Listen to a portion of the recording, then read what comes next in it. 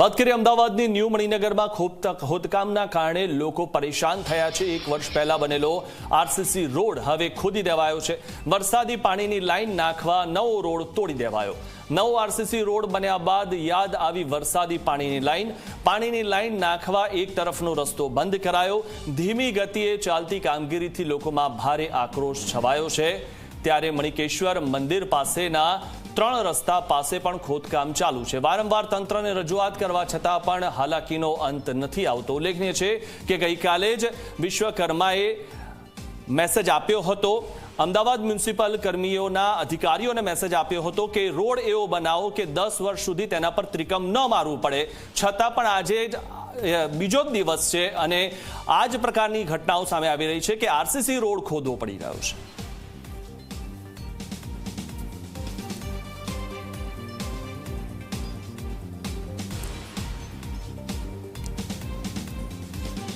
શહેર સતત વિસ્તરીકરણ તરફ આગળ વધી રહ્યું છે। સતત શહેર વિકાસ પામી રહ્યું છે, પરંતુ છેલ્લા કેટલાય સમયથી એવા પણ વિસ્તારો છે કે જ્યાં પ્રાથમિક સુવિધાનો અભાવ છે। અમદાવાદ શહેરના જે ન્યૂ મણિનગર વિસ્તાર છે ત્યાં હું અત્યારે ઉપસ્થિત છું। અહીં ઘણી બધી સોસાયટીના લોકો આપણી સાથે ઉપસ્થિત છે।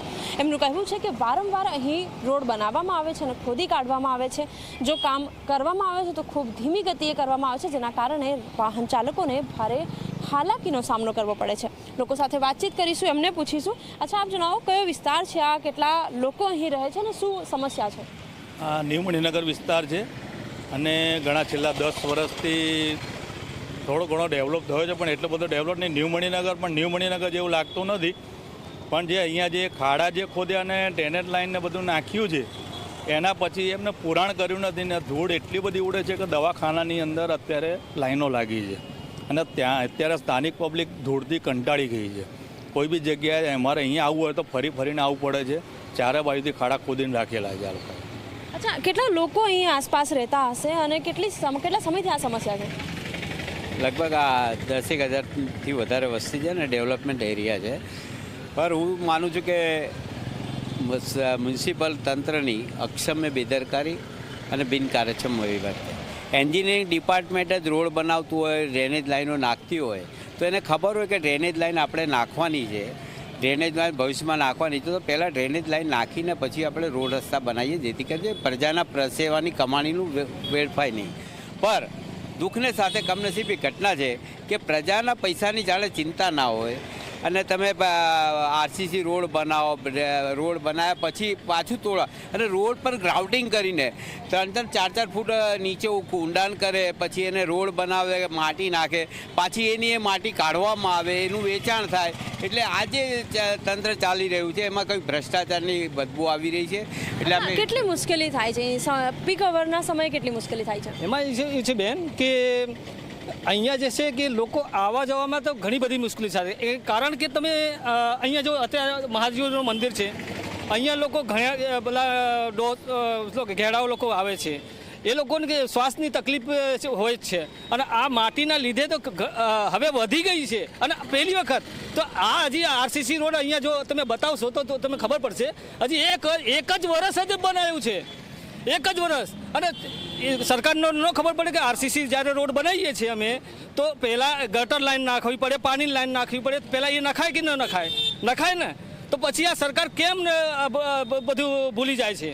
પહેલાં આરસીસી રોડ બનાવે પહેલાં એ લોકોને ગટર લાઈન ન નાખવી પડે, છતાં એ લોકો નથી નાખતા, હવે બનાવ્યા પછી હવે તોડે છે। બિલકુલ, આરસીસી રોડ અહીં બનાવવામાં આવ્યો, પરંતુ બન્યા બાદ ફરીથી ખોદકામ કરવામાં આવ્યું, ડ્રેનેજ લાઈનનું બહાનું કરવામાં આવ્યું। અને જે લોકો છે એમની સાથે પણ વાતચીત કરીશું, એમને પૂછીશું।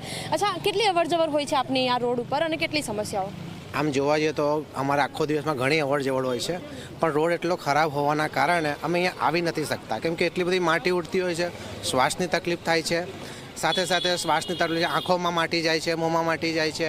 અહીંયા મહાદેવનું શ્રીનું મંદિર આવેલું છે, ત્યાં ઘણા ઉંમરના લોકો અહીંયા આવતા હોય છે દર્શન કરવા માટે, પણ આવી માટી ઉડતી હોય એ પણ લોકો નથી આવી શકતા અને લોકોને શ્વાસની તકલીફો થતી હોય છે। અહીંયા તમે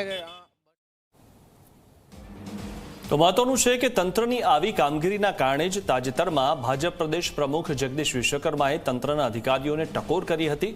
તેમણે સ્પષ્ટ કહ્યું હતું કે એકવાર રોડ બનાવતા પહેલા તમામ બાબતની ચકાસણી કરી લેજો, જેથી બીજી વાર રોડ તોડવો ન પડે. ત્યારે 2 દિવસ પહેલા શું બોલ્યા હતા જગદીશ વિશ્વકર્મા તે સાંભળીએ. અધિકારીઓને મારી ખાસ ટકોર છે કે તમે કોઈ પણ આખા અમદાવાદ શહેરની અંદર કોઈ પણ જગ્યાએ રોડ રસ્તા બનતા હોય તો એનું પ્લાનિંગ કરી લો કે આ રોડ બન્યો છે તો આ રોડને 10 વર્ષ સુધી કોઈ પણ એક નાનું ત્રિકમ પણ ના મારે એ પ્રમાણનું પ્લાનિંગ કરતા શીખો, તો જ અમદાવાદના રોડ રસ્તાની ક્વોલિટી મિત્રો સુધરશે. રોડ રસ્તો બની ગયો એના બીજા દિવસે કે ત્રીજા દિવસે પછી આપણે બમ્પ બનાવવા જઈએ, પાછો ઇલેક્ટ્રિક 6 મહિના પછી ડ્રેનેજ ભાઈ તો ડ્રેનેજ નાખવા જઈએ. તો રોડ બનતા પહેલા જે ડ્રેનેજ, સ્ટોર્મ વોટર અને ઇલેક્ટ્રિકના કામ થઈ જાય એની ખાસ તકેદારી રાખવી જોઈએ.